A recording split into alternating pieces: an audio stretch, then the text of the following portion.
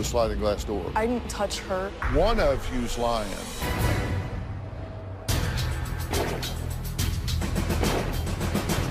What would you do if you had a 13-year-old daughter and she punched her brother in the face? What if she grabbed you by your mouth and chin and slammed your head into the refrigerator?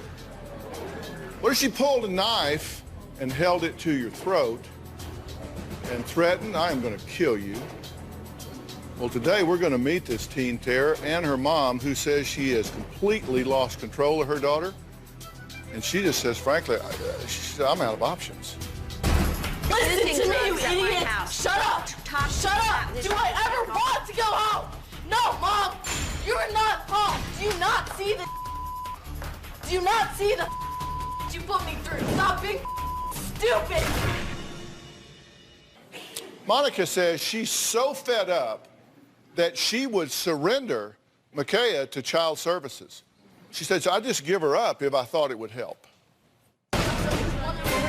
Drugs at my house. Shut up! Shut up! My 13-year-old daughter, Micaiah, is out of control. She is very hateful to me. I do not like you.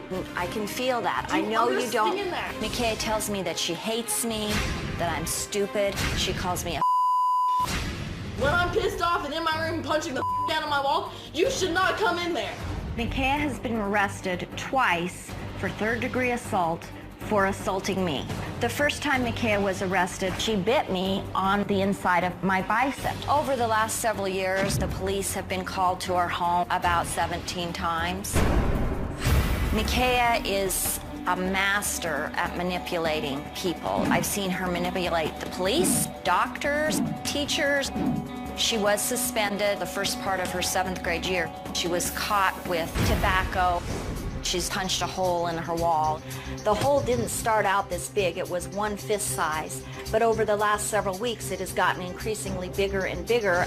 She has been taken to the emergency room numerous times. She's been in juvenile detention center twice. She spent 30 days in an inpatient residential care. And she was placed in a foster home for 4 months. The last year, Micaiah has run away from home 6 to 7 times. Micaiah has total control over me and my family. When she is gone, it's more peaceful. You piss me off. You piss me off so much that I can't even be in the same house as you. I fear the choices that Micaiah is doing right now will destroy her life and that she may end up dead.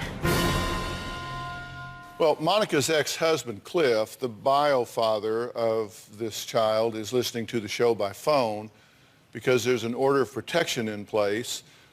We won't hear from Cliff until later when I can speak to him privately. But first, I want to talk to Micaiah's mother, Monica.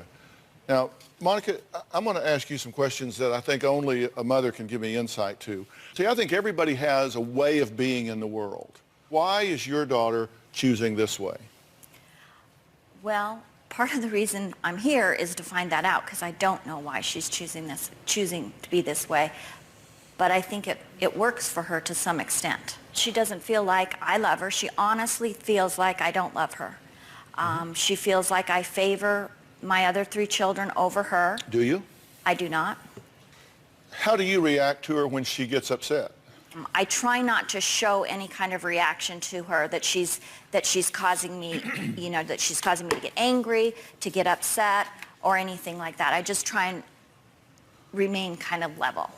I just heard a key word there. You said, I try. If you have ownership in why this girl is doing what she's doing, why she is running so hard, why she is so angry, you need to own it and tell me what it is, because you don't want to waste your time with me digging out of you what you already know to be true. What are you doing to screw this up? I don't know. Well, let me tell you what she says you're doing to screw it up. Okay. She says you're two-faced, and she absolutely hates you. She says that you've told her you're acting just like your dad. True or false? That is true. I asked you just a few minutes ago, what is it you're doing that's contributing to her maladaptive behavior, her lack of adjustment into this family and into this life? You said, I've got no idea. Well, you've said I would turn her over to Child Protective Services. If I thought it'd help, yeah, take her. Go with her. That's not what a kid wants to hear. You act just like your dad, who, by the way, you're divorced from. So that's not a ringing endorsement. She says you yell that it's always her fault. She says that you hit and slap her in the face. True or false? False. Never hit her? No. Okay. She says that you put her on meds that don't fit, that you've thrown a chair and that you've choked her. Not true. Tells her every day, not occasionally, but every day, I wish I had never.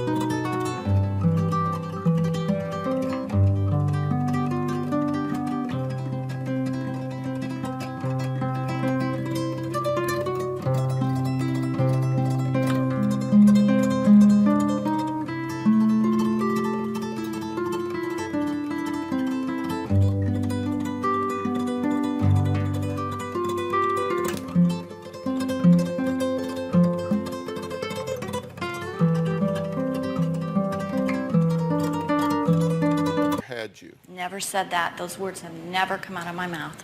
She said during big fights, you say, I so wish I had had an abortion. Never said that. All right, Monica says last year her daughter was handcuffed and charged with third-degree assault after Micaiah threatened her life. Take a look at this. Micaiah's aggression towards me has gotten so bad that she threatened to kill me with a bread knife. She had got suspended from school for having tobacco in her backpack and had tried to blame her sister and her brother for it being theirs. She was mad that her brother had said no, it wasn't his, and so she kicked him in the groin, and I got between the two of them to break the fight up. She pulled out this knife and held it up to me, and she told me she was going to kill me. She grabbed me and she was holding the knife and she was going to kill me, bitch, is what she said to me. My 11-year-old son then had to call 911. 911, what's the emergency? She's grabbing a knife and she's trying to hurt my mom. Is that Michaela doing all the screaming? She was arrested for third-degree assault once again. Monica says her 13-year-old daughter, Micaiah, is so out of control she needed help to get her to the show. We sent a team of professional transporters to Monica's home to help bring her here. Were they successful? Well, let's take a look. Monica? Yes. I'm Victor Lopez. Nice to meet you. This is my partner, Lonnie Vasquez. Hi, Lonnie. Hi, how are you? Come on in. I can't control her. She's running away. Verbally abusive, physically abusive. We're here to take you from point A to point B safely. Hi. Hi, Micaiah. How are you? Good. Did you get my message? Yeah? You know, Connie really wants you to babysit, so When? tonight, like about 6 o'clock. Alright. I've got butterflies in my stomach. I'm really nervous about it. My brother Ryan and sister-in-law are going to pick her up and bring her here. So when they pull up, we'll be in Suburban. Once they pull up, we will pull up right behind them. I don't know what she's going to do. I don't know whether she'll be kicking and screaming and swearing. Basically, we expect the worst. All right, she already gave us a 3-minute signal.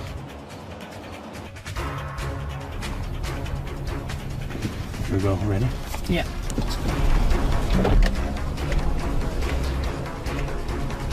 Get out. Next, did she put up a fight? Did she take off running? Did she make it to the show? Or is it going to be just me and Mom trying to solve their problems? Find out when we come back.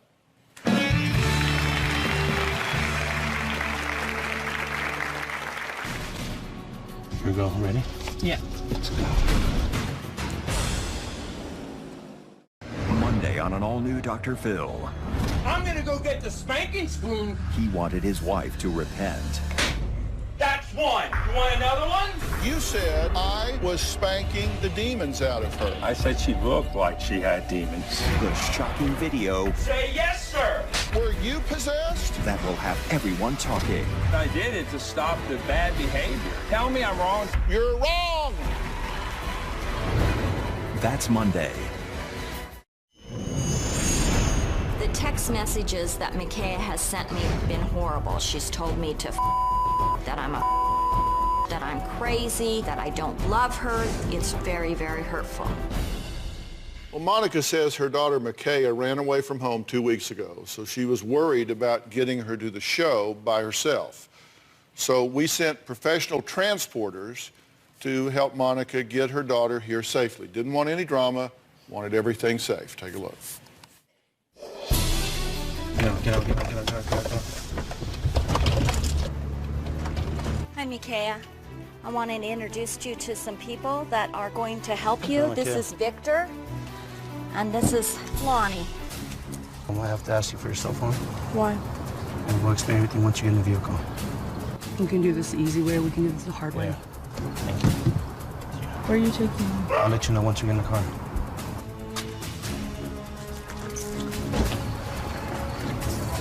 You try to run, we're gonna have to chase you down. And then he has handcuffs. I'm not gonna run. We're gonna go. I have no place to go.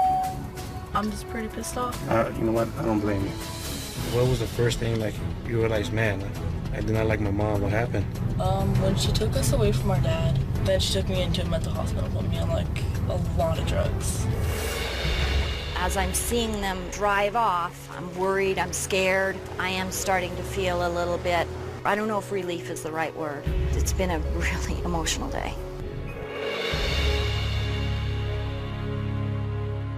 Well, she's made it. Transporters Victor and Lonnie have been with her every step of the way, ensuring her safety and well-being. So, Makaya, come on out.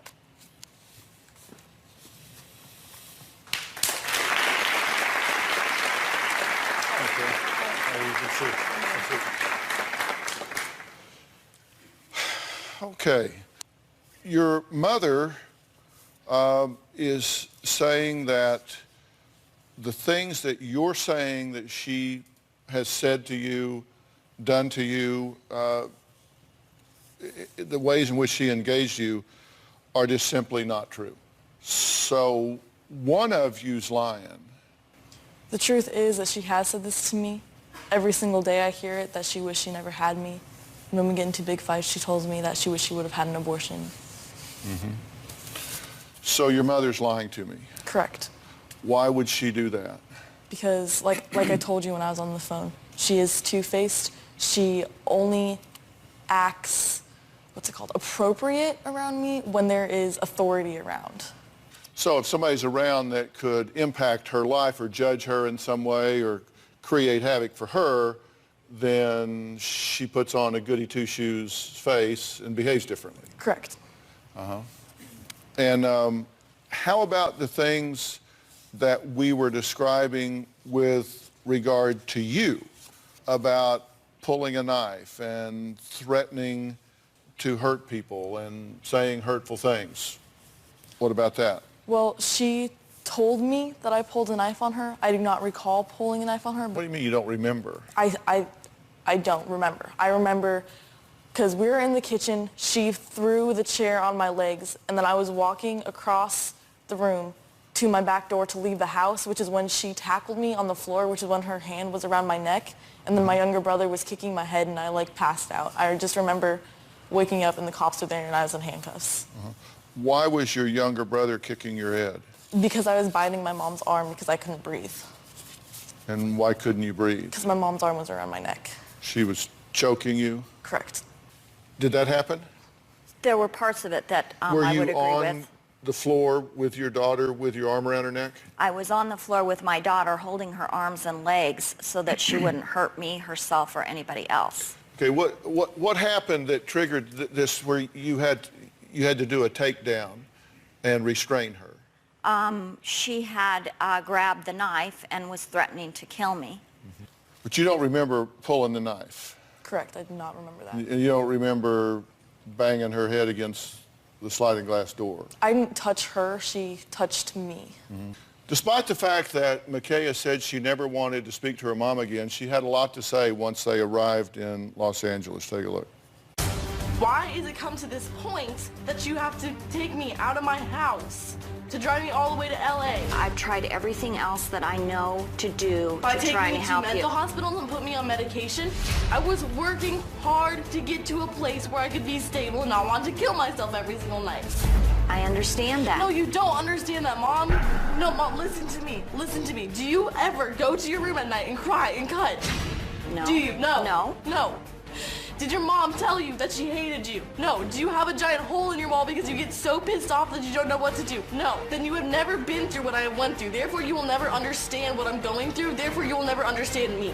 That's why I'm trying to find that out. Do you know my best friend? No. Do you know anything about me? No. I do not want to talk to you because I do not like you. I can feel that. I know you don't. Do you understand that? I don't understand that, and I'm trying to understand because you that. will never understand that. Do you think that I really need medication? I don't know. I'm thinking that medication might... So shut up. I do not like you. I hate you, Mom. I've heard you say that. Through your head. And where you've been staying with Emily, that's a better situation? Obviously. Have I left? No. You're just pissed off because she can still be a better mother to me than you can ever be. Do I ever want to go home? No, Mom. You're not home. Emily is my home. Emily is my mother. Not you. Do you hate your mother? Yes. Why? Because of everything that she has put me through. I have been through hospitals, therapists that have not helped me, medication that have left me in my bathroom wanting to kill myself. Have you attempted to kill yourself? Yes. 5 times? More than that. You've been hospitalized for it 5 times. Correct. You understand that your behavior means that somebody has to do something to protect you from yourself. But the thing was, my behavior wasn't like that until I went to the hospitals. Until the first time I went to the hospital, I came out, I was not the same. Why did you wind up in the hospital? Because my mom took me there because she didn't want me around the house. So she just thought, you know, it's just too crowded here, I'm going to take her to the hospital. Pretty much. Now, you don't believe that. I do, honestly. You have no ownership in it whatsoever. Correct. Okay, Micaiah says her mom ruined her life by keeping her away from her father. We're going to find out what he has to say about all this when we come back.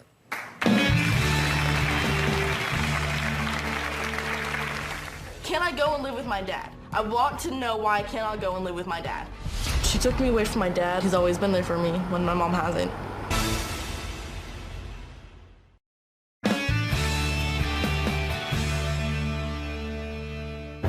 Here's a picture of our family when Micaiah was only 3, and at some point Micaiah has cut me out of the picture. She's angry at me and she doesn't want me in there. It's really, really sad.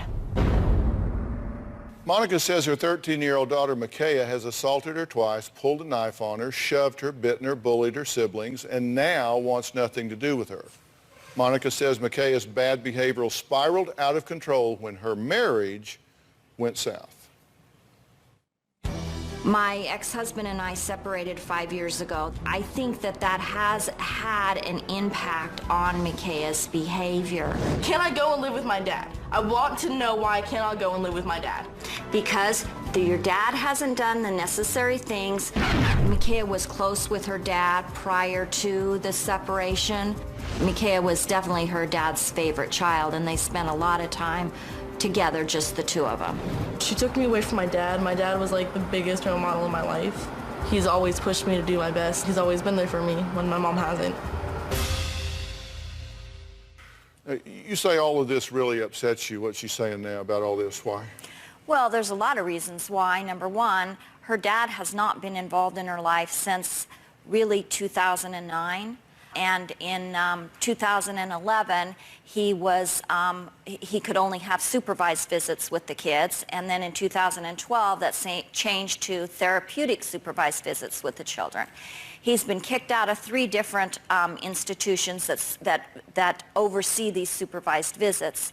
Furthermore, when he had when he did have visits set up, there were many, many times where the other 3 kids would go and Micaiah didn't want to go because she didn't want to see her dad. I refused to see my dad for about a year. Mm-hmm. But that was because the therapist that my mom was making me see at the time, she told me not to. Okay, so why is he under a protective order where I can't even talk to him with you two here? There's a protection order in place with me because of domestic violence. So what do you want? What do I want? Mm-hmm. I want to be happy. I want this to be resolved. I do not want to go home with my mom. And where would you live over the next couple of years? For now, I want to live with Emily, which is who I've been staying with. And who is that? My best friend's mom. Have you done anything maladaptive there? No. You don't steal, fight, tear stuff up? Do drugs? Run away, do drugs? I don't do drugs in her house, no. She does not know that I do drugs. Well, she does now. Does she know you drink? What? Does she know you drink? No, that's a drug. All right, I'm going to excuse Monica and her daughter now so I can talk to the father in this, Monica's ex-husband, Cliff. There's a protection order in place. The 3 cannot be in any kind of contact, even through me or on the phone or whatever, regarding Cliff and his ex-wife. I'm going to talk to him when we come back, and then we'll come up with a plan here. We'll be right back.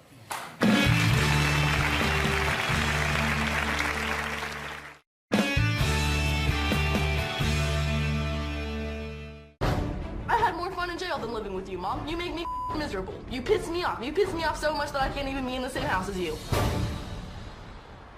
What would make a 13-year-old hate her mother so much that she refuses to live with her? Well, people have different points of view and opinions. I'm going to ask her father, Cliff, that very question. What do you have to add to the understanding here about what I might be able to use to help your daughter? So, in my opinion, Monica plays the victim very well. Yes, is there a restraining order? Absolutely. Now, do you know the circumstances behind that? I don't think you do, and Monica probably won't tell you this, but she tried to break down my door to my apartment, and I called the cops. They came out. They were going to arrest her, and I didn't want that when we were separated, and I called her over and over and over and over, and I got charged with phone harassment, which is under domestic violence. We had joint custody of the kids, and she was talking to the kids about stuff, and I defended myself and got them involved in adult issues, told them that their mom was a liar, and I got in trouble for that, and I paid, and we started doing supervised visits. The judge ordered supervised visits, and she said, if the kids are asking to do supervised visits outside, do stuff outside of the supervised visits, and both parties agree to go ahead and do it. Well, the kids were asking, McKay in specific was asking to do things outside of those supervised visits. She wanted to go to lunch, she wanted to go fishing, she wanted to go camping. And each week I sent emails to Monica saying, hey, McKay is asking to do this. And the judge says it's okay if we both agree. And she wouldn't agree. After that fourth week is when McKay started throwing fits and doing this. And so the supervised visits changed when Monica got a therapist to write a letter that said that McKay and Bo needed therapeutic visits. Well, mysteriously, that therapist was no longer used after that order was changed to therapeutic visits. So every time we made progress, something happened, a letter from a therapist, or Monica would contact the therapist and say, hey, Cliff was telling the kids that underage drinking is okay. We need to stop these visits. And they would believe her. Can I jump in here a second? Absolutely. Is there anything that you can share with me that would help me help your daughter find some peace? You know, if Monica isn't helped, McKay won't get helped. If I'm not helped, McKay won't get helped. Okay, let me rephrase the question. Is there anything you can tell me that would help me help your daughter find some peace? I'm really not here to try to improve your relationship with Monica. I don't think you want to reconcile with her or she with you. What I'm interested in is if there's anything you can share with me that I can use to help your daughter find some peace in her life. Yeah, if she has a father, she's been begging for a father, and if outside influences can stop sabotaging the progress with that, that's what can help. What is your opinion of why Micaiah is so violently angry? My opinion is she feels that Monica is keeping her from her father. She has said it many times that she wants to be with me, and Monica does anything and everything to prevent it. Okay, so you think if she was with you that the anger would resolve? I'm thinking that if she could spend time with me, not necessarily be with me full time, I don't want to take her from her mom. I want to enhance her life and get that anger out of her. And if she can spend time with her father, she can have both parents in her life, which she needs both parents. Mm-hmm. It's going to be very difficult to co-parent with you and Monica having so much anger and angst that is obviously very raw between the two of you. She's never been willing to co-parent, even when the anger wasn't there. She's always been controlling and manipulating and wants to make all the decisions. She was always that way. All right, gotcha. All right, Cliff, I'm going to have to say goodbye for now. You'll be able to continue listening as we wrap things up here. Next, is there any way for McKay and Monica to call a truce? I'm going to bring them back out. I'm going to tell them what I think needs to happen here after the break.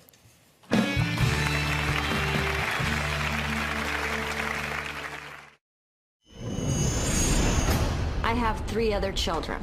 Micaiah's behavior is very difficult with the other kids. They wished Micaiah would go live someplace else. My daughter, Kylie's very mad at Micaiah for what she's doing.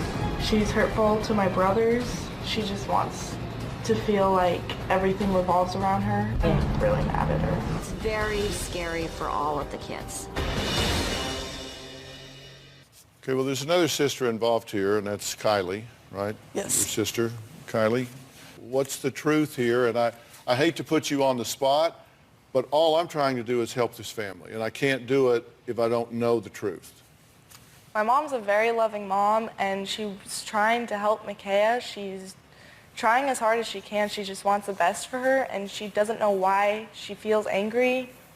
And when she's punching walls and is refusing to get my mom's help, she doesn't know what to do. How do you get along with your sister?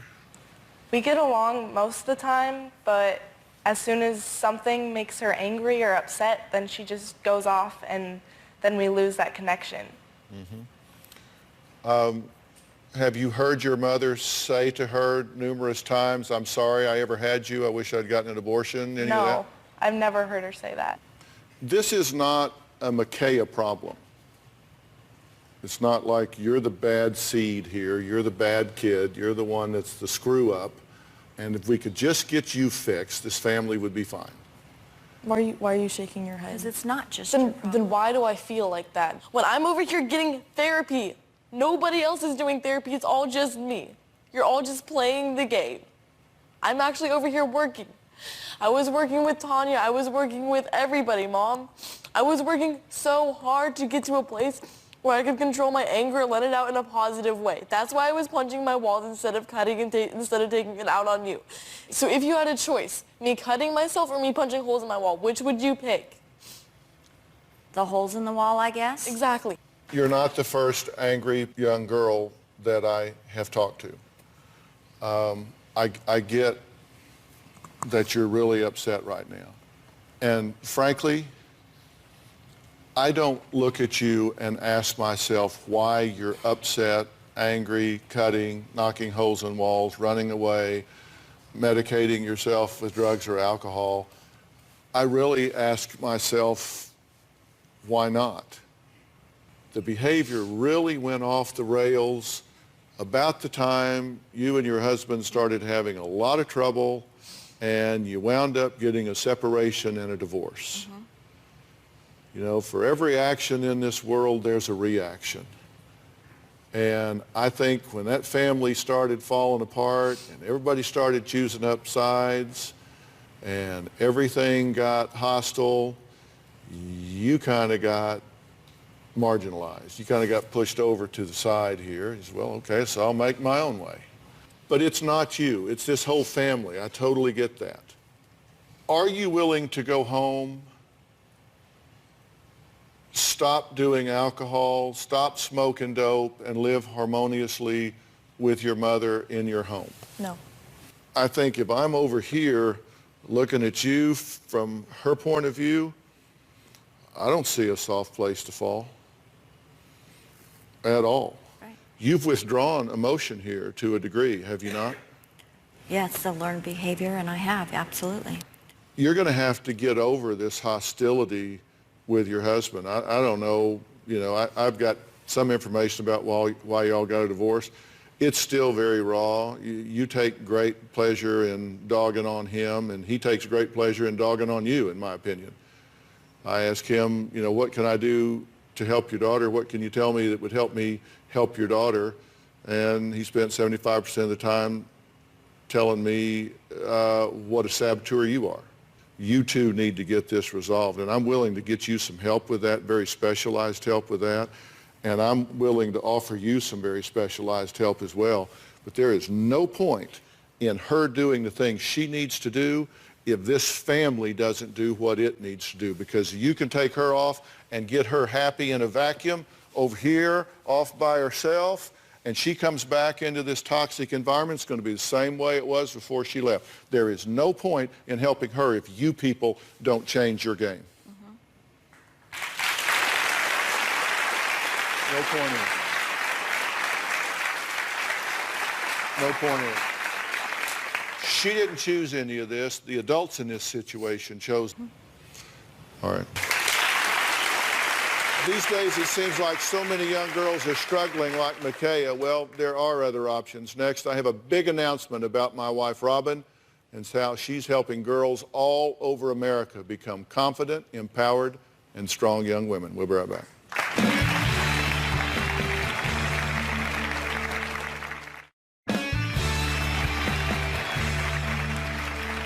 Okay, I am here with my wife, Robin, who has been working incredibly hard on her foundation, When Georgia Smiled, the Robin McGraw Revelation Foundation. It's been such an incredible year since launching the foundation, and we have been so busy. We're helping shelters, providing legal services to women and children, and doing all we can to improve the lives of those affected by domestic violence so they can live safe, healthy, and joy-filled lives. And that's just the beginning. Well, it's just the beginning because I have some big news. But first, we're going to invite someone very special to join us. Please welcome the CEO of Girl Scouts of the USA, Ana Maria Chavez.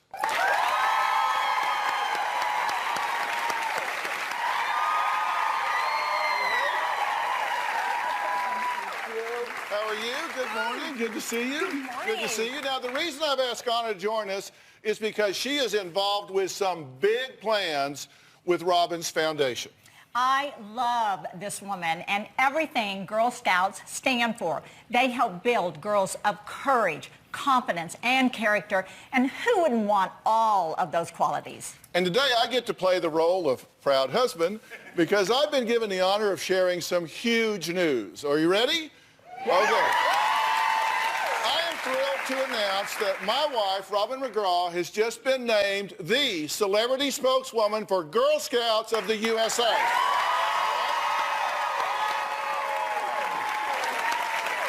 Now, this is so in her wheelhouse because Girl Scouts have been instrumental in shaping girls into success stories. Did you know that almost every female astronaut was a Girl Scout? Some of the biggest celebrities were Girl Scouts, too. For example, Dakota Fanning, I love her, Taylor Swift, Gwyneth Paltrow, Venus Williams, and Michelle Obama. How about that? And now we have Robin.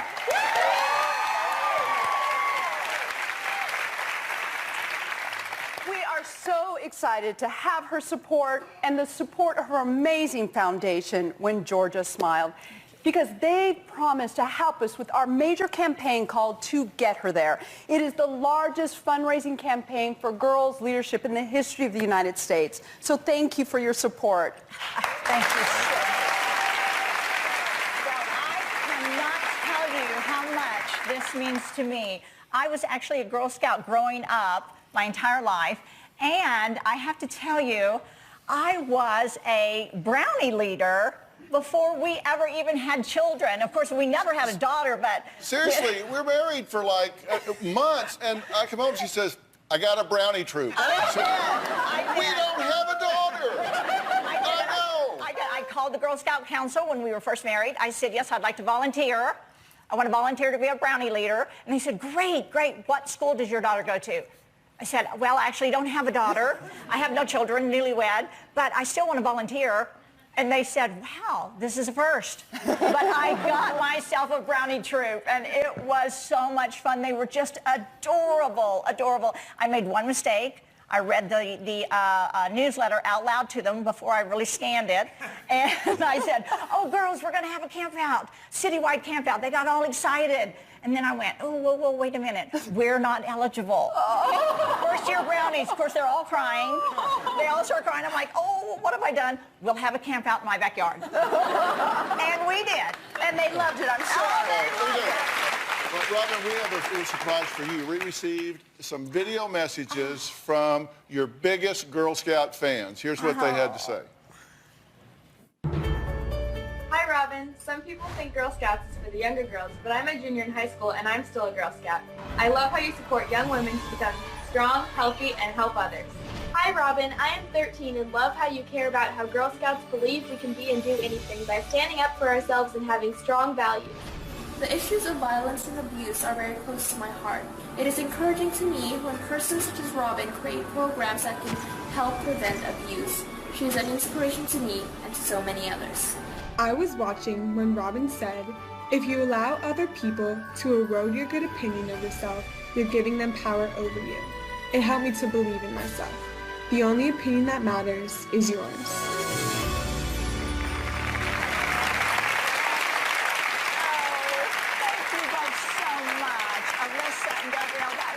Sweet of you both to say that. Well, the Girl Scouts of the USA is collaborating with When Georgia Smiled, which is an amazing foundation, and they're going to help us enable girls across the country to reach their potential.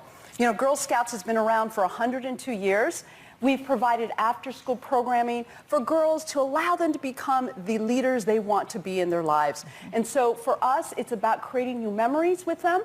It's about enlightening them and educating them so they can place a major focus on not only on their lives, but how they can change lives in their local communities. To help transform as many girls' lives as possible, my foundation, When Georgia Smiled, is joining forces with Girl Scouts of USA to get her their fundraising campaign to do just that. We all must be diligent and passionate in our support for girls, and it begins today. We'll tell you how you can help girls across the country when we come back.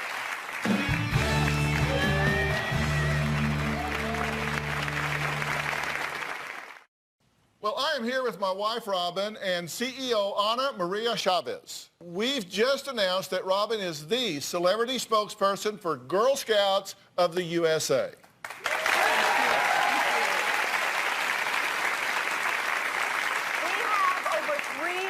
Girl and adult members in every U.S. zip code, and we're in over 90 countries in the world.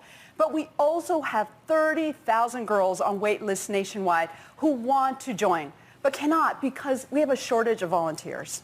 I mentioned earlier that we need your help to ensure that every girl in every zip code has an opportunity to become a Girl Scout.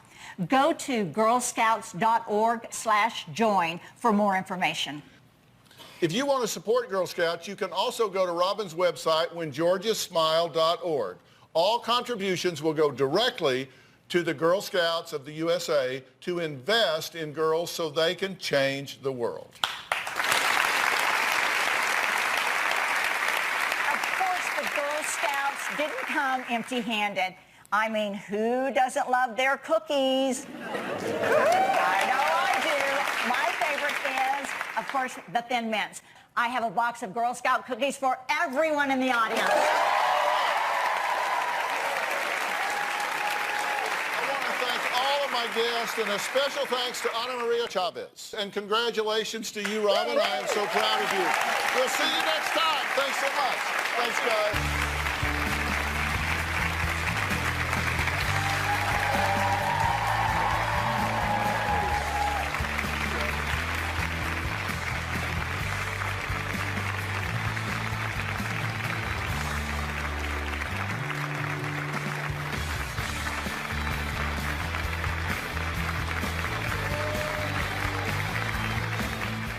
Hey, Micaiah. Hello. I'm Anthony. Nice to I'm meet the you. resource director here at the show. This is Dr. Matt Polachek. Did you have a chance to think about it? It's better than going home. That's damn right. Let's get moving. Dr. Phil said some pretty inspiring things. It made me happy that he actually told my mom that it's not all my fault. I think that's great, and I think it's definitely a start. We're moving in the right direction.